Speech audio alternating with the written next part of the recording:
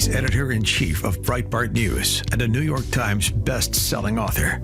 And on this podcast, he brings deep research, prescient analysis, and world-class guests. He's Alex Marlow, and this is The Alex Marlow Show.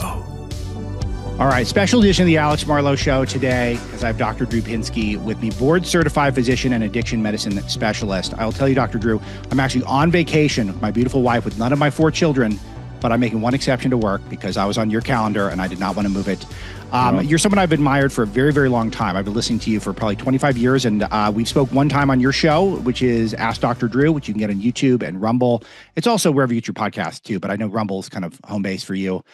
It has been an unbelievable journey, and I kind of want to start with your longevity as someone who's studied medicine and is a physician, and I know stays up on it and practices medicine. I know that you stay up on the lectures and on the cutting edge science, right. And then you have to communicate as maybe the most famous actual doctor there is. It's been quite a journey. It's been wild, and there was no blueprint. There was no sort of intention behind any of this. I thought I would still be going into my office 5 days a week and rounding in the hospital at 6 a.m. as I did for 20 years. Yeah. But medicine has changed more than I've ever imagined, and this whole journey in media has just kept going. And when things happen, things were proposed to me. I kind of walk through a door like, well, let's check, see if we can make this into something good. And certain things they present to me, I know are going to be good. And so I do it, and it turns out to be good. So my instincts are pretty good on it. And yeah, I can't believe it. I mean, it has been odd, frankly, that I've been doing, I started doing radio in 1983. I just had this weird little notion that, people should be talking to young people because we have now had this thing that we just stopped calling grids and now we're calling AIDS, and they didn't know about it. You're too young to really understand this history, and having lived through it, I'll tell you, it's for whatever reason not made much of. We went through the sexual revolution in the 70s. And it was never contemplated that adolescents would pick up on this. It was the oddest thing in the world. The sort of conceit was, this is adult matters. This is adult. Sure. Are you effing kidding me? Adolescents, more than anybody else, appreciated the sexual revolution and were acting out in ways that adults had no idea. And at the time, you had Dr. Ruth, whom I later met and respected greatly. But at the time, she was advocating more of this and more sort of acting out behaviors. And my whole thing was, no. There's a biological reality to this. It's serious now, and you need to know about it. And started talking to people one night a week for years for free. I thought I was doing community service, and then it kind of turned into something that partially took over my life. Well, it definitely is community service, and that's what's interesting about it is that for me, when I first heard you on Loveline, which is the first show, I was the many shows of yours I've consumed over the years. It was, for me, a lot of stuff I was hearing didn't apply to me, but as a teenage male, I found to be wildly entertaining. But I know that there's other people very close to me in my life who really needed that information. So it's kind of, it was very entertaining, but it's also, and funny. And Adam Carolla, who's a genius comedically, was doing with you at the time. But also it was really, you help a lot of people. That was the goal. I mean, the goal was to change the culture. Because I felt like the culture had lurched forward and the biological reality had not been contemplated. And I was deep in the AIDS pandemic, and I was also doing a lot of reproductive health and things, and then I ended up working at a psychiatric hospital for 30 years. And that's where I saw the consequences of so much of the trauma and the bad choices and the drugs. And I became quite expert in these areas, and it helped me sort of craft what I wanted to do for the public at large. But it's interesting that we're having this conversation about changing the culture. I was talking, I did a special forces show where they took us out to the Jordanian desert and kicked the crap out of us. And I ended up in the hospital in a very short period of time. Wow. But it was still a great, great experience. And there was like 20 of us, and we all became close friends. But Scaramucci was one of the people in the group. Okay. And I was talking to him yesterday via email. Or no, actually, I saw him do an interview, and it caught my attention. And so I grabbed him on an email exchange. And he said something really interesting, I thought, because the culture is sick, really sick in this country and in a lot of countries. And he said, well, unless you deal with that, you're going to have somebody like a Trump come in, because Trump, and he said this quote, and I thought it was quite astute, is the Napoleon of the culture wars.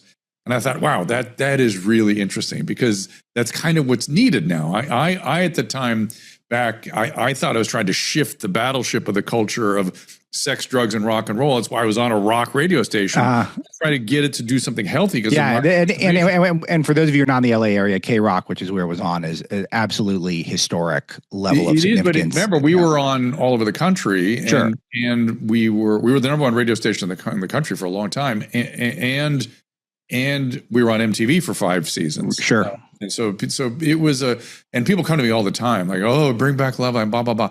I sort of did a version of it on Tom Segura's website, Your Mom's House.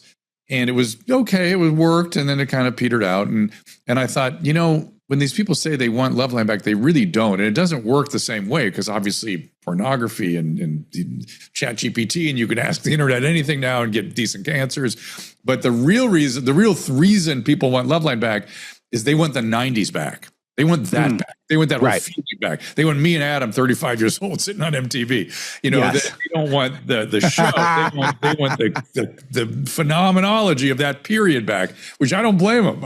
It wasn't the greatest of all decades, by the way, but it's better than now, I suppose. Yeah. And I mean, I really love going down the historical road, because I've listened to you through so many iterations of the Adam and Dr. Drew show, and then now Rumble, where it feels like you're one of the spokespeople of the MAHA movement, which is amazing. It's I think a lot of disaffected Democrats are now on the right, and I definitely want to get there, but I can't resist talking about just the nature of sexual coming of age right now, where I've watched a very interesting and weird discussion between Jonathan Haidt and Dak Shepard over the weekend, where Dak Shepard was kind of suggesting it's a good thing that younger people aren't having sex, and like in a vacuum that seems good, but it's because they're not doing anything. And that's the wild thing that I really wanted your take on this, because sex gets a lot of young people into a lot of trouble. Yeah. But is the alternative that we're witnessing now, where people are just scrolling on their phone, is that better? I'm guessing you're going to say no with some caveats, but I really want to hear your answer to this question. This is a moment of deep economic chaos. No one knows really what the future is for the big, beautiful bill. No one knows what the future is for tariffs, China tariffs. So many of America's biggest companies are seeing wild swings that are just completely inconsistent. The hedge against the wild times we're in is gold. And if you had bought gold when I started to recommend my friends at Priority Gold, you would have made a ton of money. I'm just looking at the data right now. We're talking about year to date, gold is up 25.4% as I'm doing this recording. Over the last year, gold's up 40%. That is a wild return. That's an absolutely wild return. I was just doing TV with Steve Moore, and he was talking about the price of gold and how it's really, really high right now. And it crested over $3,400 an ounce just this week. I've got the best partners in the game at Priority Gold. If you text the word freedom to the number 24999, or you go to prioritygold.com/freedom, they will get you a free gold and silver guide. They will help personalize a package for you so that you can start buying your own gold. You can do a gold 401k, a gold IRA. They have so many options for you, and they will help you. They will get on the line with you and tailor a strategy just for you. But you got to go to prioritygold.com/freedom, or text the word freedom to 24999. These are great partners to be in business with at a moment where gold is red hot. It's gold hot right now. All right, check them out, prioritygold.com/freedom. Right. The caveat is I understand what Dax is saying, and that was sort of what I was fighting back in the early 80s, but be careful what you wish for. I didn't intend this. Yeah. I didn't not become romantically involved. What I was advocating for, actually what I ended up advocating for after all those years of talking about things, was dating. I said, look, just learn the skill of hanging out with another human being, break bread, and just get that exchange going. Not only is intimate exchange healthy and good, you get to measure people and figure out what you like and what you don't like, and you learn about people and how you fit with people. But, this idea that it's all hookup or it's all dating apps, or no. We've gone way, way, way in a bad direction. And young people, the majority at least, are feeling overwhelmed. They're feeling inadequate. They don't have the skill set They don't develop the normal skill set. And then we did the incredible injustice of locking them up through their formative years in high school when their peers teach them how to do this, where the most important part of their development is underway. We withheld them from going to high school or junior high school.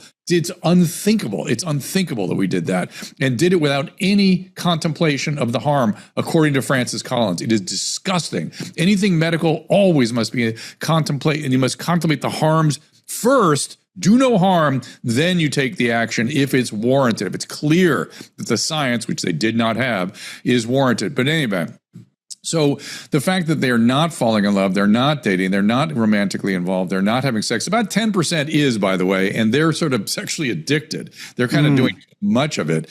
And about 80 to 90% is sort of left on the sidelines. And the men, back when I was doing the Your Mom's House show, it was called Dr. Drew After Dark, I was hearing not only that they were sort of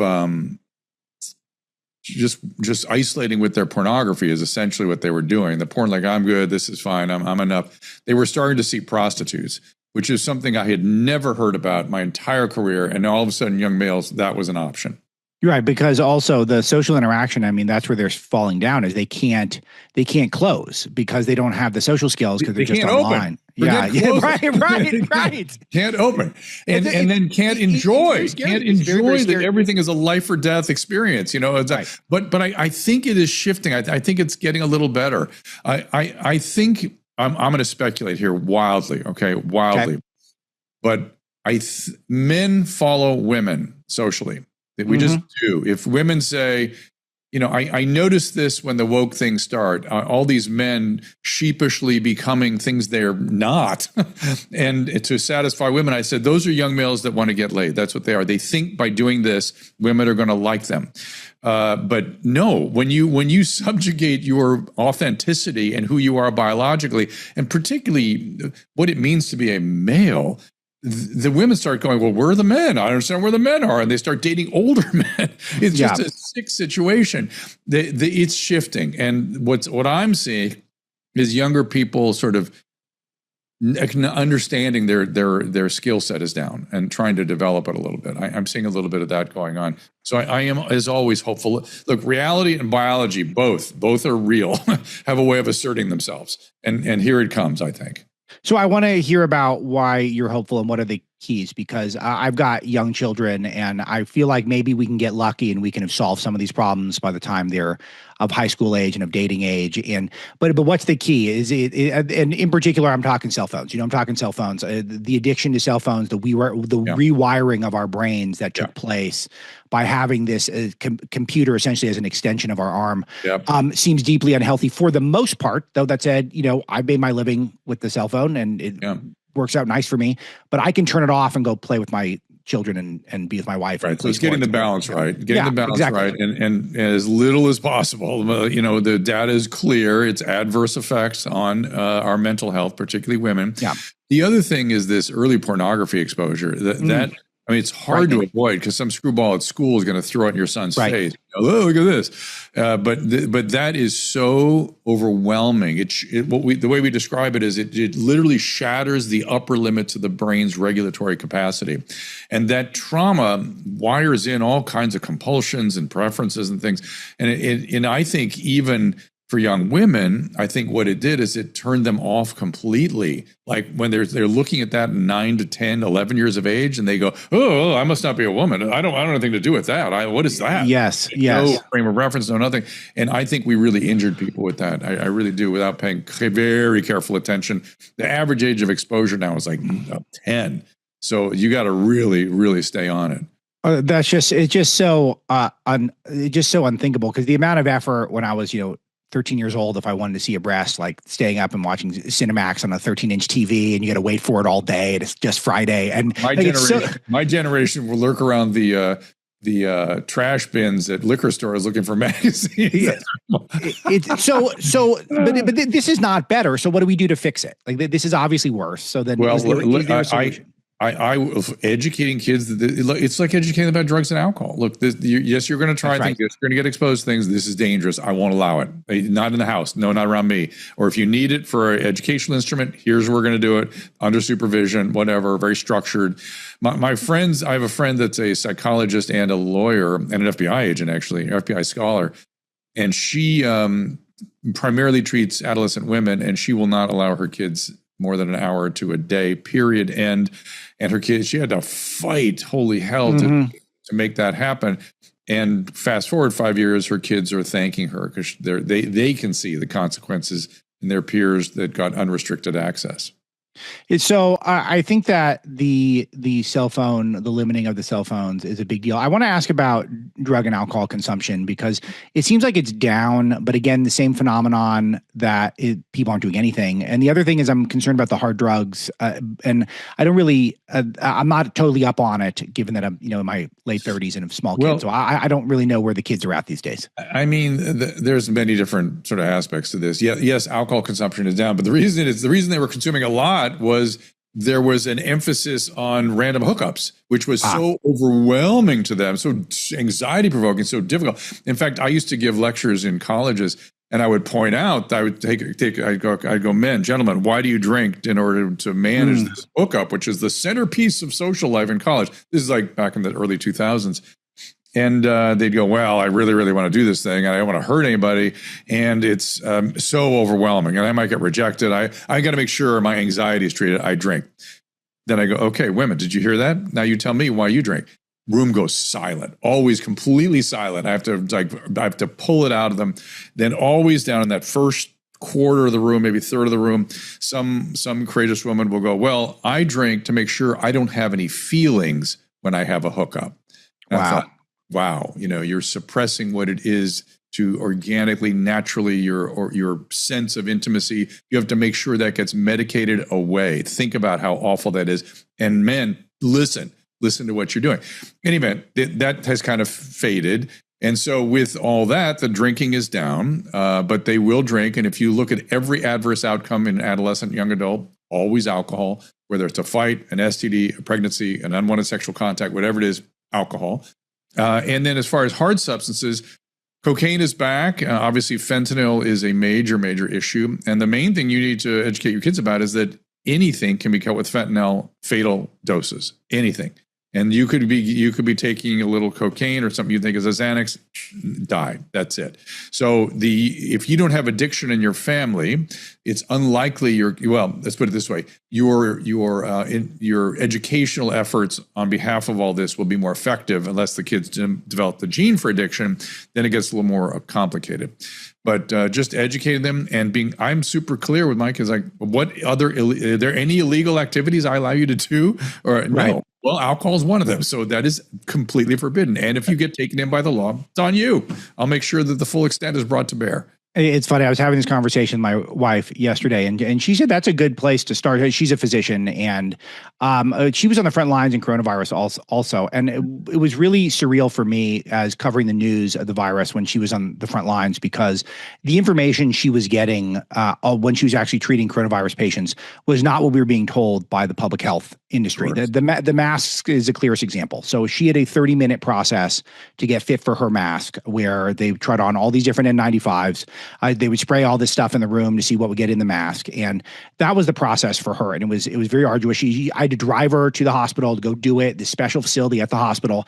And then we all put on these cloth masks. Right. I would argue that if a mask is going to work, it would have to be done as your wife had it done. Right. And we don't even know if it worked then, but we know that's what they thought. Correct. But if it were going to work, that's what you would have to go through, number one. And number two, masking between bites. What the hell? I mean, it's just zero efficacy at that point. Right. And just if there's a stream of moisture coming up between the nasal labial fold and turning your glasses steamy, that didn't work. Then that thing is completely ineffective. So yeah, we use these absolute nonsense talismans as some sort of. Look, the 6 feet is equally as pathetic, right? That was made up out of thin air. Air. This is the one other example I wanted to hit, then I'm throwing to you and you can roll. Is the other one was an exposure for her was 15 minutes in a room without a mask with someone who's infected. And for us, an exposure was you're walking your dog outside and like you pass someone and they didn't pull their mask up for 1 second.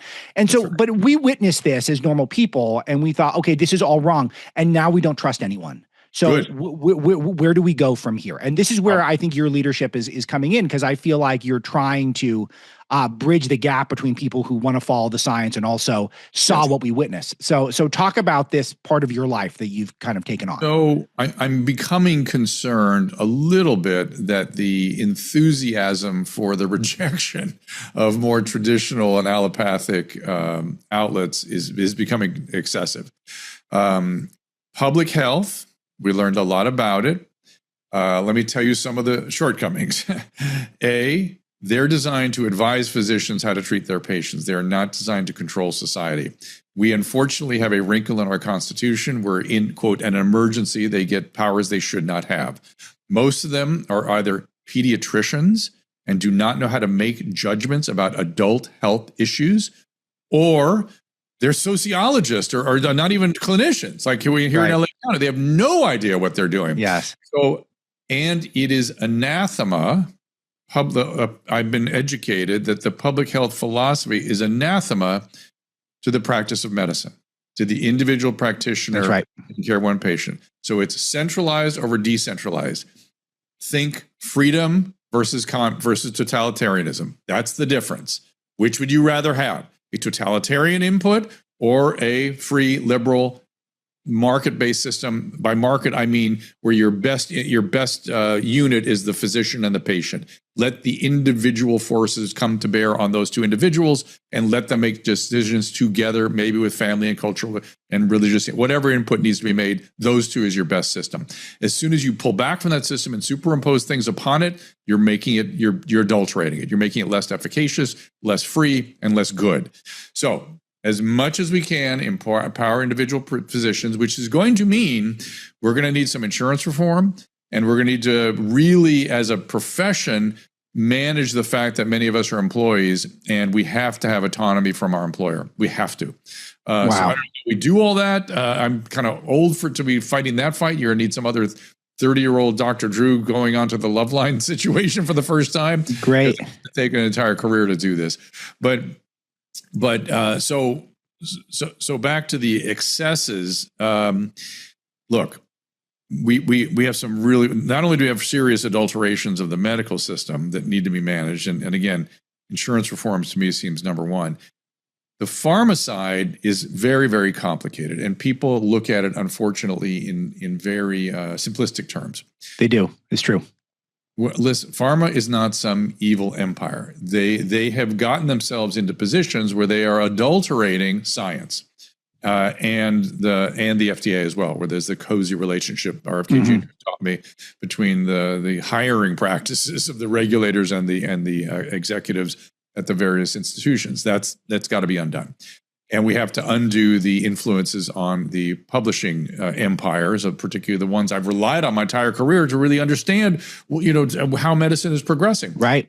It was so obviously adulterated during COVID. That's where it was all exposed, where you could not publish anything that was provocative, different, thought-provoking. No, it was this, thus saith the Lord only. Everything was one direction, and that was that. That's not science. That's no longer science. That's propaganda. So, and we need to teach science again. We have not been teaching science.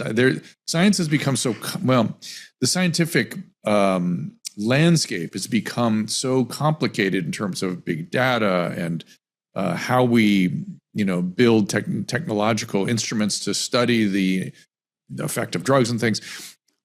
The scientific method is a very delicate process that we almost never teach anymore. It is the following. A thoughtful person comes up with a hypothesis. Then that person develops an experiment to test that hypothesis. That hypothesis is subjected to by the way, you should have like a null hypothesis and then subject that to a simple statistical analysis. And the null hypothesis is either informative or non-informative. That's it. That's the entire scientific method. And if the null hypothesis is repeatedly informative, then your hypothesis can move into theory, so we gain an approximation of the understanding of truth.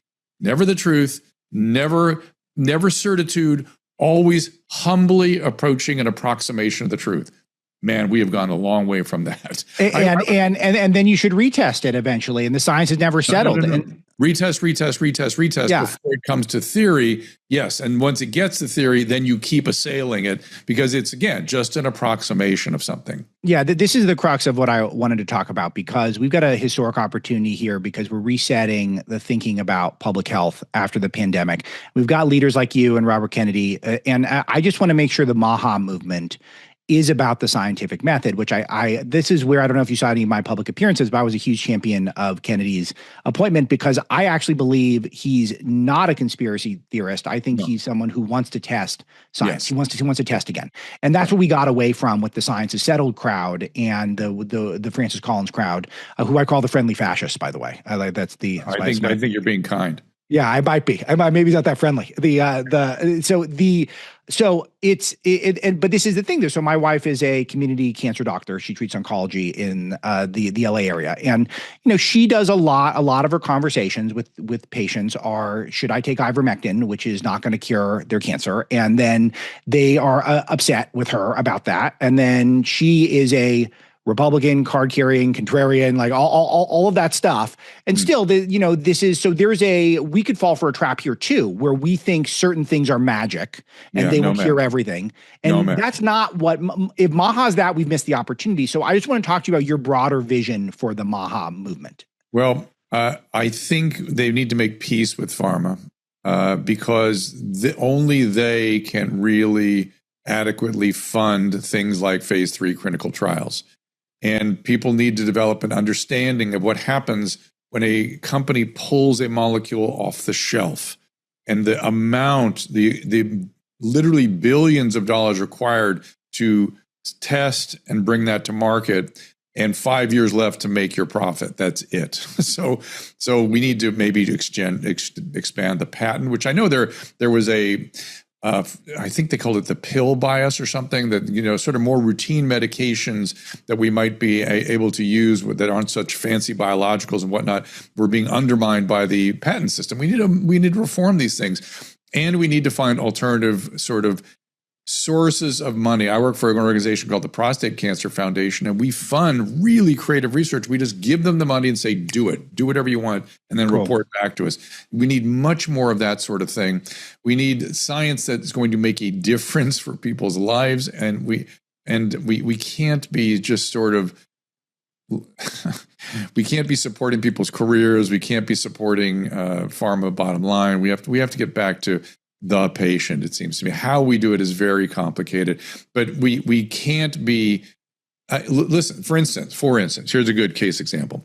There's this: you got to take all the mRNAs off the market. They must be taken off the market. They're evil. They're bad. Ivermectin only good. It's magic. It does everything for everything. All bad ideas. Here's the truth: doctors should be given everything possible at their disposal that might help the patient. That's it. If a doctor is of the opinion that an mRNA platform might help some 85-year-old woman reduce their risk of COVID, by all means, that should be available for that doctor. And by the same token, if ivermectin is something that a patient wishes to try as a last-ditch effort, of course they should have a right to try. But to not understand the nuances of these things, extremely difficult. Listen, the people always point at the fact that Pfizer got in trouble for hiding the data on Vioxx having precipitated a couple of heart attacks, right? So there's two things to be learned from that whole episode. They got billions of dollars of fines because of it. It was only a handful of cases, and it caused the shutdown of an entire product line, an entire medication. And here we have this vaccine, which we all know. I mean, there's no way a doctor has not seen vaccine injuries. It's all over the place now. Sure. Now, the question in terms of analyzing what the nature of the injury is everyone's had COVID and the vaccine, or nearly everybody. So it's hard to ferret these things out. But you can always look at the nuclear capsid antibody and say, and not to interrupt you while you're cooking here, Dr. Drew, but that is a very important point, is that we also have this lab-created virus that is coursing through all of our systems and clearly wreaking havoc. Yep. And we now don't know which one is worse, and that's a problem. But that's right. We don't know for sure. It's just the vaccine. It could be the lab created Chinese virus that isn't a Well, what we do know is that the spike protein is the problem. And so we know the spike protein causes all the pathogenesis. So why are we creating vaccines that produce spike? It's the most insane thing I've ever seen. We can just switch it to nuclear capsid or a whole virus. Why spike? It's mind-boggling to me. But okay, so where was I going? Shoot, I lost my track so completely. I'm sorry, that's my fault. I'm just excited about what you're saying. So I just want to say about the Vioxx thing. So the whole thing was shut down because of a handful of deaths, and yet we have this crazy product that we know is creating the substance that hurts people, and it's hurting people, and we keep it going. Okay, well, imbalance. But what I want to say about Vioxx, and back to give the doctor what he or she needs to do their job, Vioxx was one of the best anti-inflammatories I had ever seen. And I have patients to this day whose lives have never been the same since that medication was removed from the market. I say I should have had the right to sit with that patient and go, hey, we know that this in a rare situation causes heart disease, but this has such a marked effect on your quality of life. Do you want to try it? What's my risk? Well, hopefully we did the studies to assess the risk. That was one of the most egregious aspects of what Pfizer hit. I couldn't give informed consent to my patient. We talk about it as 1%, whatever. My patients would have gone for it because they have never been the same since that medicine was taken off the market. And this is what I'm talking about. Don't take tools away from doctors. We need them to do our job. I am not a surgeon. I don't use a knife. I use molecules to do things. And I have to have as many as possible so I can use my judgment in the specific circumstance of that individual to do the best for that person. It's complicated, and we take risk all the time. Your wife's stuff, man, it's super risky, the stuff she uses, and it's worth the risk in most cases. That's why she does it. Right. Well, and also it's not a black and white thing. Like, you can't try the stuff that's trendy that conservative media likes to talk about. It's more like you just got to have realistic expectations that this is not, we're not seeing in the studies that she has to review is not seeing like widespread, it's not a cure-all. What Mel Gibson says in Joe Rogan's show does not necessarily apply to you. And that's a conversation that she has to have a lot, but it's not always, you can't have it. It's often that, based on my training, I recommend this instead. And that is the process. And it is, you cited something that I have brought up on the show that I hope the audience didn't think I'm crazy when I brought it up, but a lot of these important studies are funded by the pharmaceutical companies. Well, that's what I'm saying. And I loathe their salespeople, Dr. Drew, as much as anyone. It's the salespeople and the scientists are different. Like, it's the salespeople have got to push it, but maybe not black and white different, but it's get rid of the point is get rid of adulterating influence. And the first shot has been sent to the publishing organizations. They're going to have to clean their stuff up. But you said something interesting. You said your wife would say, based on my training. She wouldn't say that. She'd say, based on my experience. Because you go to a doctor. Nice. People think they go to their doctor for their fund of knowledge. You do not. You go for them for their experience and their judgment. It's nice. You can ask ChatGPT what the research shows. It's easy. But based on the application in real clinical situations, again and again and again and again, we develop judgment. And that's why you go to us. And people do not understand what that is.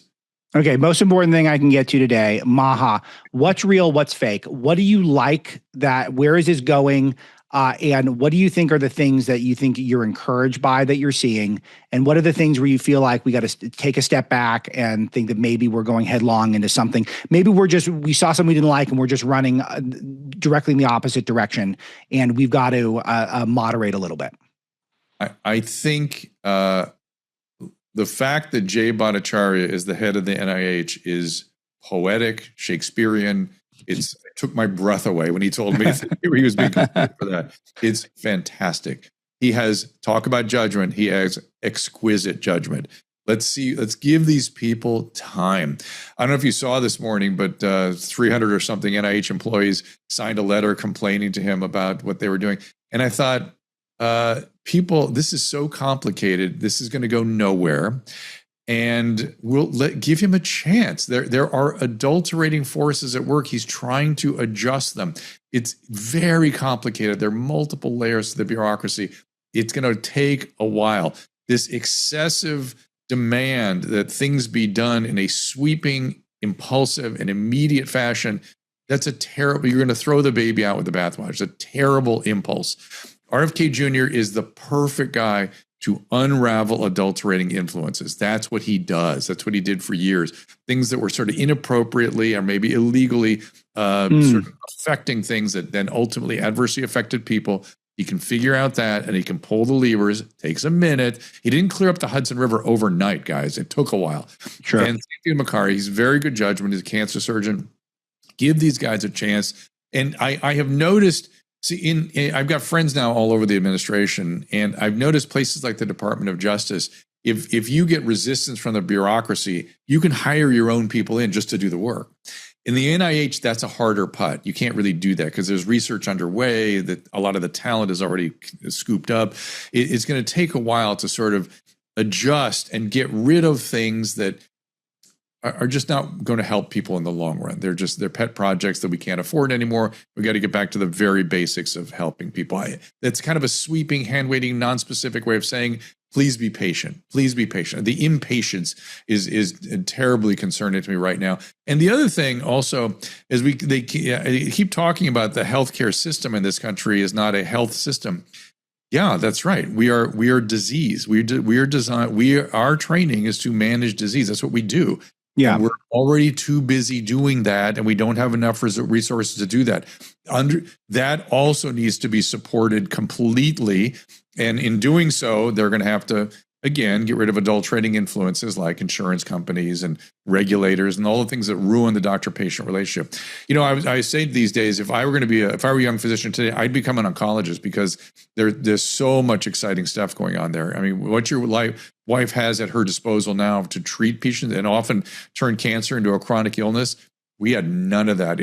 Back when I was in training, I could not understand why anybody went into oncology. Yeah. So her favorite aunt and her dad are both oncologists, and their lives are much more depressing. And they got out of the game when they could get into the business side of things. And for Mrs. Dr. Marlow, when she comes home with a super depressing patient, just a young person who she can't crack it, and she's emotional over it. It's the exception that kind of proves the rule of how great things have gotten, that most of the time does become a chronic disease for people. And it's actually the exception when this is just so bleak. I can't believe this is happening. Although I'm sure she is seeing more young people with cancers right now. We need to figure quite a bit more fast. Okay. So did you have a theory off the top of your head? Because there's so many places you could go with it. Well, I interviewed Patrick Shun-Shong, the owner of the LA Times. He's was also a cancer surgeon. Sure. And he is convinced that the virus, and therefore by implication, the vaccine, because it is the spike protein that does everything, is suppressing our natural killer function. That makes sense to me. I take resveratrol every day because I want to enhance my natural killer as much as possible. And a natural killer is the last sweep up line of defense when a cancer gets through. Cancers are genetic errors in our DNA replication, and they're inevitable. We have a whole repair system in place in our cells, but as you get older, the repair system doesn't work as well. So things get through, things develop into cancers. Our natural killers come in and take them out. If our natural killer isn't functioning as efficiently, these cancers are going to emerge earlier and more severely. This thing makes me think of my favorite ivermectin study out of India, where ivermectin was working on coronavirus in India, but it was killing all the worms, and then everyone's immune system was getting better, and then they were doing better with the virus. And it was that's what's going on. Yeah, it could be. It could be. Maybe I don't know, but look again. The fact that doctors couldn't try it and and some had success, some crazy. I was not super impressed at all. But sure. I would go to the mat to give my peers the opportunity to use what they think is best for their patients. Amen. And I think that so I want to ask about a couple other fad MAHA things, some of which are going to work, some are not going to work. But seed oil obsession, everyone's on a million supplements. That's good. I'm for it. Read that Kate. Oh my God, I'm going to forget my friend's name. She wrote a book called Deep Nutrition. Kate, it's going to come to me after a minute. And she was the first to ring the bell on this years ago. She was the doctor for the Lakers for a while. And I think she is absolutely right. I think go towards as much as possible. It's almost impossible to get seed oils out. If you have a salad, you're going to have seed oil on your salad. So go towards olive oil, butter, tallow. That's your direction immediately. Well, what about fresh food and minimal ingredients? That's kind of what I try to 100%. do. Keep it easy, keep it simple, real foods. grass-fed finished beef, if you want. Fish. We have a fish problem. Look at Andrew Gruel. And, his stuff's unbelievable on the fish. Yeah, and how fish should be. We're apparently he's very happy with the direction we're moving. So if he's happy, I got to get him on, Misty. That's a good idea for a guest. So what about the supplements? Because I know these are going to be a mixed bag. How do you? So because I am actually jumping into supplements now for real. Here are the ones I'm a fan of right now. Okay, and that I take and I make my family take. Nicotinamide riboside for me is clearly it's an anti-aging for sure. NAD drops as we age. NAD, Joe Rogan talks about NAD, whatnot. It's thousands of dollars to keep that stuff going. Doctor, did you have an endorsement deal with them? Because you look like you haven't aged in like 15 years. So it's no. I've advertised them the True Niagen brand for years, and I got on it 15 years ago. Whenever anybody says anything like that to me, I think to myself, it could be that. I mean, it's what it should do. So NAD falls as you age. Essentially, you still with me? Yeah. No. The way I think of it is this. Okay. Entropy, the law of thermodynamics are that things go to a lower energy state, but entropy is always increasing, right? And entropy has one exception where it doesn't increase for a minute. It's called life. It organizes itself for a second, but then entropy reasserts itself immediately as soon as life stops growing. And it does through oxidative species. And one of the big battles against oxidation is navigated through NAD. That's why NAD is such a popular thing. You can maintain your NAD with NR. PQQ, sarcopenia is the big problem with aging, losing muscle mass. So resistance training, numero uno. Number two, PQQ may decrease the mitochondria in the muscle. I told you about resveratrol and natural killer function. It also is an antioxidant. You could think about there are various glutathione-enhancing medical molecules out there.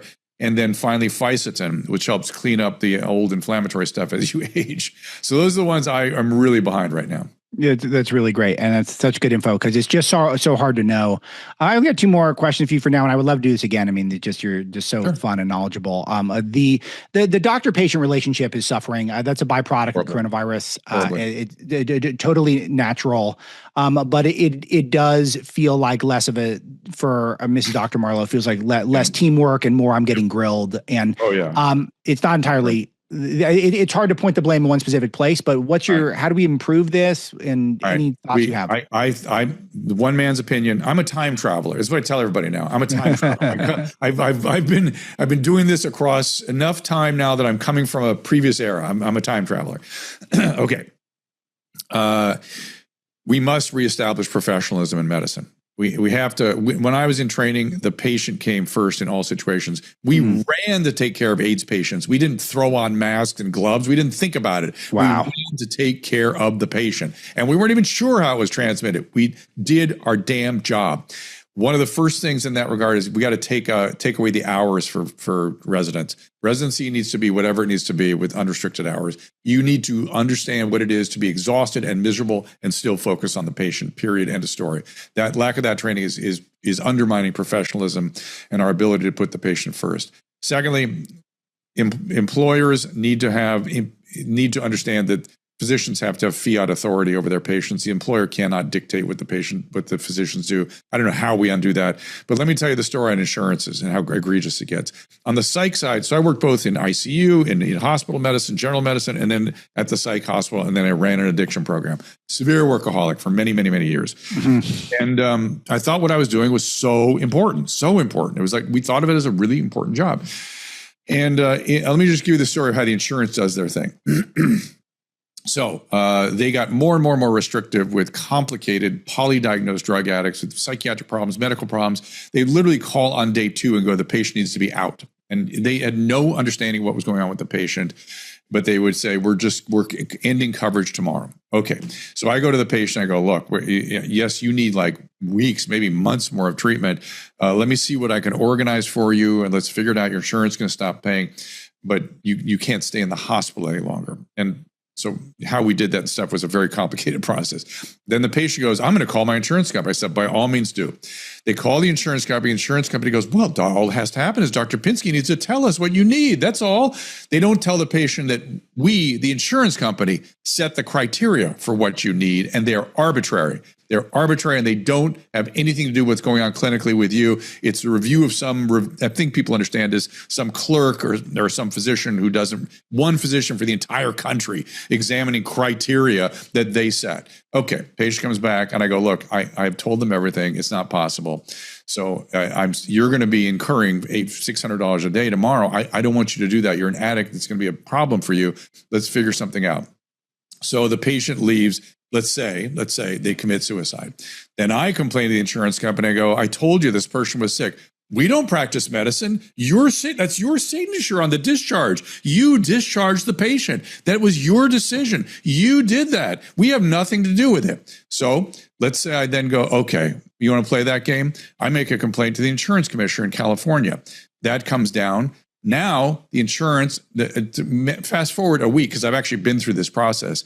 The CEO of my hospital calls me livid, in a panic, losing his mind. The insurance company called him. They're going to decertify the entire hospital if he doesn't manage his wayward doctor that called the insurance commission. This is the game they play. This is how far they'll take it. It's disgusting, and they should have no power. Here's what should be justification. What should we do? Yeah. The doctor says it's necessary. That's right. It. And if there's some excess, that doctor has a track record of excess, then look at it, have some sort of adjudicating process, but the patient gets the care. And we are nowhere near anything like that now. Plus, the electronic medical record has been a disaster. It's also riding on physicians and what they do. It's terrible. So let me try to translate this to sort of a simple analogy, that it's basically, you think the doctors are sort of operating as front of the house sometimes for a big conglomerate instead of being the advocate for the patient. And that's sort of the perception. And we got to get away from that, where it's a team between. Forget advocate. The doctor is the advocate, just has no authority, no power. It needs to be the totality of the authority to protect the patient. You have literally the wolf in charge of the hen coop. You have one person who has the patient's interest at heart truly and solely. Yes. That's the doctor. Everybody else has other concerns. Unbelievable. That's such a great point. And Dr. Drew, last little bit is a lot of your stuff, I think, is sort of over the last, I guess, at least decade and a half has been, I think, sort of conservative coded, but I've never thought of you as a conservative per se. Not only that, Alex, I was fighting conservatives. Yeah. I've always been moderate. I've been registered independent. I've been Democrat. I've been Republican. I've been back and forth. I can't figure out where I sit because I am moderate, and I do try to take everything in and see everybody's sides on things. And it gets me confused sometimes. And Adam Carolla yells at me about that because he sees things very clearly a certain direction. Right. But you sit with him, and I think he's always been right of center, but has kind of been out right of center, I'd say. He and I used to think of ourselves. He has not changed one molecule. He is the exact same guy with the exact same outlook. I'm telling you, that used to be a little bit left. There used to be a liberal point of view, and I was always fighting the right, because I was advocating morning after contraception and things like that. And oh my God.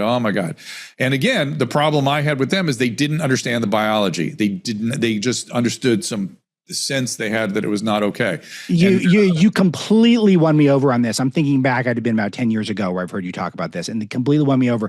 If it is instead of an abortion, like it is not an abortion, it's instead of, and we on the right never made that clear to people that this is, if you don't do this, you're much more likely to get an abortion. Because not only did they not like it that people had an out for unprotected sex, they seemed not to like that, but also what they missed was, yes, the predominant effect of the morning after contraception is to suppress ovulation. That's why it's only good for a couple of days after an encounter, because it's suppressing the egg. Can it interfere with the implantation of an embryo? Yes, it can, as can every other hormonal contraception on the market. So if you're going to take issue with that, the only rational argument, which I would not disagree with if you want to take this position, all hormonal contraceptives need to be eliminated, and IUDs. IUDs work specifically by preventing implantation. All that would have to go. But they don't know enough to understand that would be their position. So they just took aim at this one thing. And I don't like irrationality. I don't like certitude. I don't like hubris. And I don't like irrationality. Those things drive me insane. I don't know. I feel like just speaking personally, I feel like this is where I want to take my show, is because I feel like there's a place for this on the right, and I feel like that it's underserved. I think that there's a lot of pandering that goes on in my community to different tribes, and I want to try to not do that and respectfully challenge people. It's hard. It's hard. It's hard to do, and you're losing friends in the process. But I think it's worth. But you did last thing, because you're an LA fixture as well. I mean, you'd be witnessing what's going on in LA. I mean, the left lost this city. Whatever you think of Trump's tactics, and I of course love them, but it's the left blew it here. We had everything, and the left blew it. I mean, does that make you ever think of it in those terms, having been here for so long? Yeah, if you want evidence of any one party system, particularly that party, what the outcome will be, here we are. People are retreating to Orange County, which is the last sort of bastion of some sort of proper management, and it's all sort of center or center right managed. And guess what?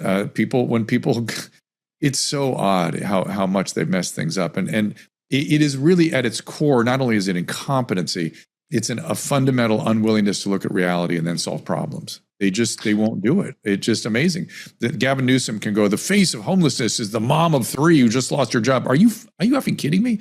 This is, what are you talking about? These are my patients. That's where they go when you let their disease unrestricted. They go to the street, and they're the sickest of the sick. They require teams of physicians, not social workers, teams and institutions to manage them, to keep them from dying, or they will die, guaranteed. These are fatal illnesses. Ugh. Yeah. This must drive you nuts, because he's the guy who thinks you solve homelessness with 4 walls. Like, no. That's how you solve it. You just give him 4 walls, Dr. Drew. It's fixed. Yeah, I know. Good luck with that. How's that working out? They're gaining enough experience with it that, guess what? They're learning. Oh, I guess we're not finished. Oh yeah. Okay. But back to your question about the riots and stuff. Listen, I think we should protect people's, just fundamentally. I'm sorry it came to this. California is a complicated landscape in terms of our relationship with people from other parts of the world. We have amnesty programs where people come up here and do farm work and then they go back. I mean, it's very complicated. But I think fundamentally we have to do this. We have to say this. Protect people's rights to demonstrate insofar as they don't restrict other people's rights and privileges. And then any violence must be dealt with harshly. Period. End of story. Very simple. Dr. Drew Pinsky. Ask Dr. Drew is on Rumble and YouTube. Also, you can get it where you download your podcast. What else can I know you're involved with the wellness company. We love the wellness company at Breitbart. So it's the... We do too. I'm on the board there. I'm their chief patient officer. Go to drdrew.com. Everything is there. Beautiful. Well, you've been so generous. I will call you back. I will not demand 45 minutes plus of your time, unless you want to do it. That's up to you. But it really is nice to finally get to meet you, and you've done a lot of good for a lot of people. So you got a lot of support over here in the Marlow household and at Breitbart News and the Marlow Show. Thanks, Dr. Drew. Thanks, Misty. Talk to you guys next time.